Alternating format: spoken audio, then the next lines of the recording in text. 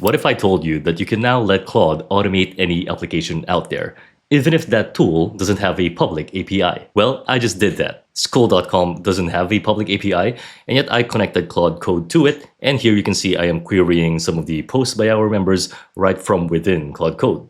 MyFitnessPal also doesn't have a public API, and yet here my Claude agent on Telegram just added the meal I had straight to the MyFitnessPal app. And this is now possible because I just made custom CLIs or command line interfaces for these apps that I use. And with this new tool called Printing Press, those CLIs are now so easy to create. In fact, it's so easy that someone created a CLI for Google Photos, for Google Ads if you want your agent to connect to Google Ads. There's one for Mercury, there's one for Kalshi, and there's even one for Domino's. So if you want to order pizza using your Claude Code agent, that is now possible too with the CLI. So if you want to create CLIs of your own, I think this tool will change the way you use Claude Code if you use it correctly. So let's dive into it.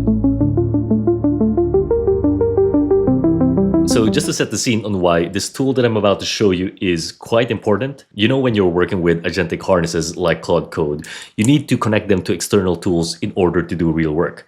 And the reason why that is because a lot of the information and the work that we actually do live in the tools that we use every day. And if you don't have a way for your agent like Claude Code to connect to these tools, then you also won't be able to automate a lot of the work that you do in these platforms. Now, as it stands, there are mainly three avenues by which we connect our agents to these tools. There is the command line interface or CLIs, application programming interfaces or APIs, and the one that is newest among them, which are MCPs or model context protocols.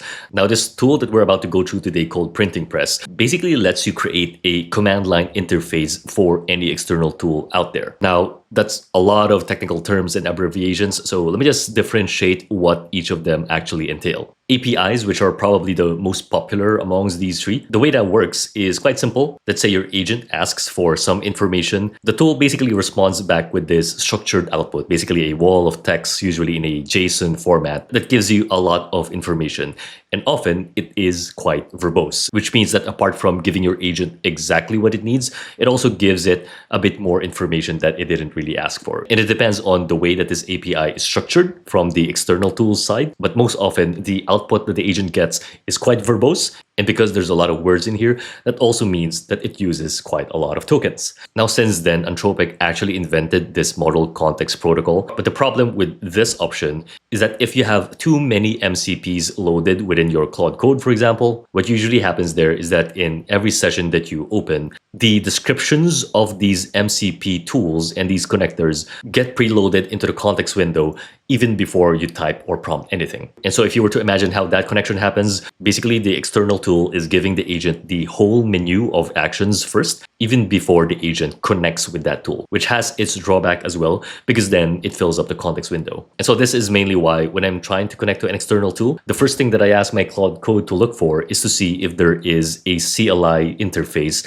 for that particular external third-party tool. And the reason why that is because amongst these three, CLIs have the most potential to be the most lightweight. Because the way they can work is that if the agent asks for something, then the tool will give only that specific ask. And so if you think about the context used between the three of these, then the CLI tool would be the most minimal, while API and MCP connections usually have drawbacks when it comes to token usage. And just to show how that looks like under the hood, if in case you are curious, let's say if you're using a CLI tool to get the last 3 YouTube videos of my particular channel, for example, literally what the agent will do is to just type out a command like this, and then it will get the result back. If this API is designed to be verbose with its output, it will get not just the request that it's asking for, but also a lot of other attributes and parameters in here, which you might not necessarily need. And then if you go to the MCP, that has a similar problem, because if you have the MCP, let's say for YouTube installed on your agentic platform,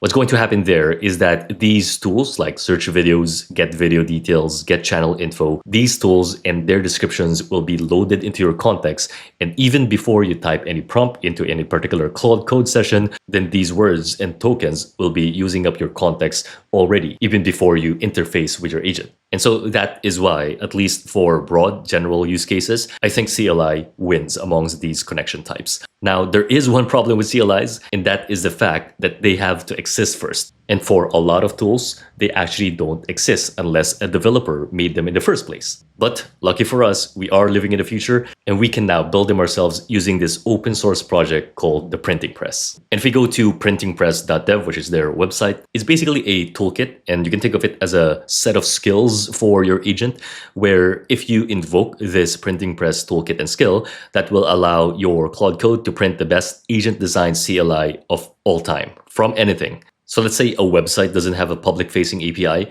If you use Printing Press, and I was able to go through the process that they have earlier, your Claude Code will basically guide you on how to create a best-in-class CLI for whatever tool it is that you want to create a connection for. And it will not only print you a token-efficient Go CLI, so Go is this coding language by Google. And apart from that, it will also give you a Claude Code skill, an OpenClaw skill, and even an MCP server if you wish. And to get started with it, I actually recommend for you to check out these two links that they have here. One is their official GitHub repository where that toolkit lives, and this library where they already have CLIs for new tools that their community has already developed. So I'll link to their GitHub repo below. And to install this in Claude Code, as usual, you can just send the link to this repository to your Claude Code. But instead of just asking Claude Code to install it for you, what I usually advise for you to do is to actually let Claude Code personalize it for your setup. So you can see the prompt that I gave it, very simple. I asked using this, what are the top 3 CLIs that I can print based on all you know about me? And that is pretty useful because you can see here that it's recommending to me to create a YouTube Analytics CLI because I do YouTube content. I also send stuff on Substack. So if that's a CLI that I want to print, I can do that as well. And also because I use Todoist for a lot of my personal to-dos, then it knows that that might be a CLI interface that would be useful to me. In fact, here you can see that it also taught about MyFitnessPal, but since we created that earlier together, that is now available to me. So try out a simple prompt like that. And for sure, since all of us have different use cases for Claude Code and the work that we do, it might suggest different things for you. Now, in case you want to just browse the official library or the current library of CLIs that have already been printed by their community, then you can just go to this other repo called the Printing Press library. Now, do note that I think this toolkit was only launched like maybe a day or two ago. So for sure, the library here is not yet that big.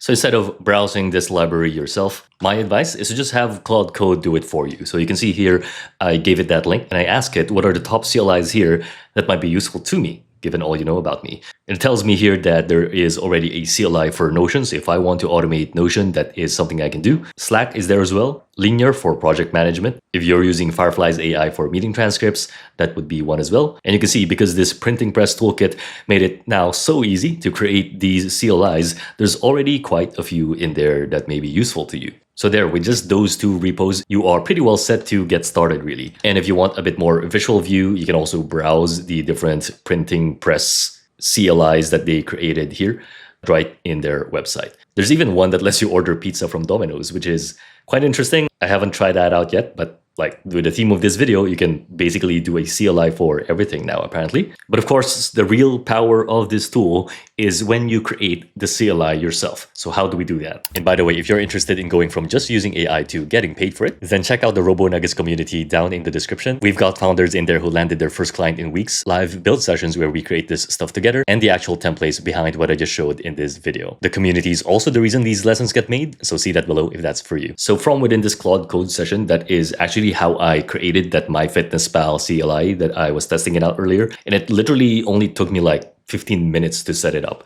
And here, after the fact, I just ask it to teach me how Printing Press works. And it's basically this 5-step process. And instead of going through the text that it gave us here, you know, I'm a big fan of HTML slides. So I just asked my Claude Code to create this HTML slide for me, just so that we can go through it better. And basically how the Printing Press toolkit works is that first you help Claude Code capture the essential actions within that website. So what you do there is you use the website normally with DevTools recording, save that, and then give that to Claude Code in this HAR format. And if you don't know what that is, an HAR is basically an HTTP archive. So again, with a lot of these tools, it's just another text file. And to be honest, once you do this with your Claude Code, it will actually guide you how to do this DevTools recording anyway. But how that basically works is when you're on the website that you're trying to automate. On Chrome, if you press F12, Let me just zoom that in so you can see. If you go to this network tab, click on preserve log and make sure it is recording.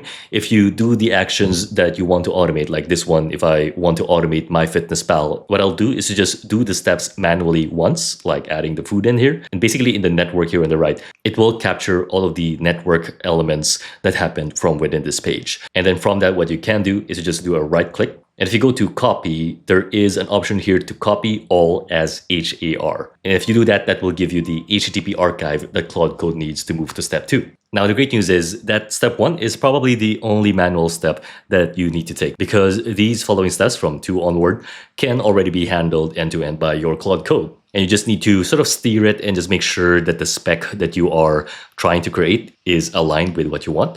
But essentially, what it will do is it will use this skill, I believe, with printing press, where it will read that recording, that HAR that you did. It will pick out the real API calls, drops noise, which there's a lot of them. There's trackers in that sort of interaction in the network that you just did, and basically makes endpoints for you grouped by topic. And then after that step, it will now generate the CLI tool and even give you a Claude skill from whatever spec it is that you agreed. Now, something unique that they've done, which I think is quite smart, is they introduced this step where you actually bundle of a local copy of the relevant data from that external tool. Now, in case that's confusing to you, it's actually simpler than you think. Basically, let's say you are connecting to MyFitnessPal all of their data, like their food database that lives in the cloud, basically in a computer that they have somewhere. Now, what printing press apparently allows you to do and guides you to set up is to set up a local mirror where it downloads a select subsection, obviously not the whole database, of just the relevant data and stores it in what's called a SQLite database.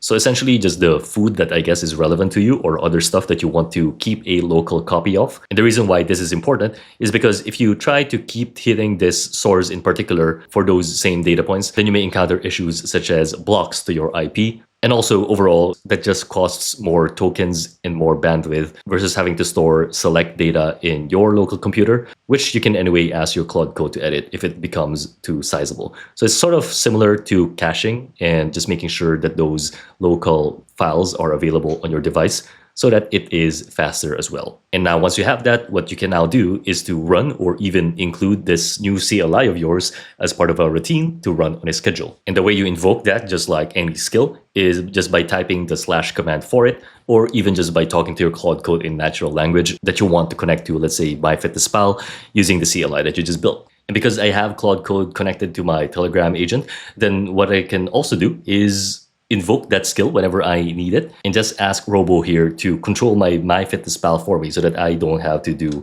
the logging manually. And I haven't tested it yet, but I think what I can also do is to send an image in here and sort of just replicate that Cal AI functionality where you pass in an image and it will figure out what to add. So I'm probably going to play around with this a bit and see how we can improve the CLI to accommodate for that. And there you go. That is how you make a CLI for literally everything now. So if you have any tools that you are working on or using sort of on a day-to-day basis and you can't find a solution to connect that to your AI agents, then this printingpress.dev toolkit may be something that you want to check out. I hope that was useful. And if it is, then consider subscribing so that we can put out more stuff like this. I'll see you guys next time. Thank you.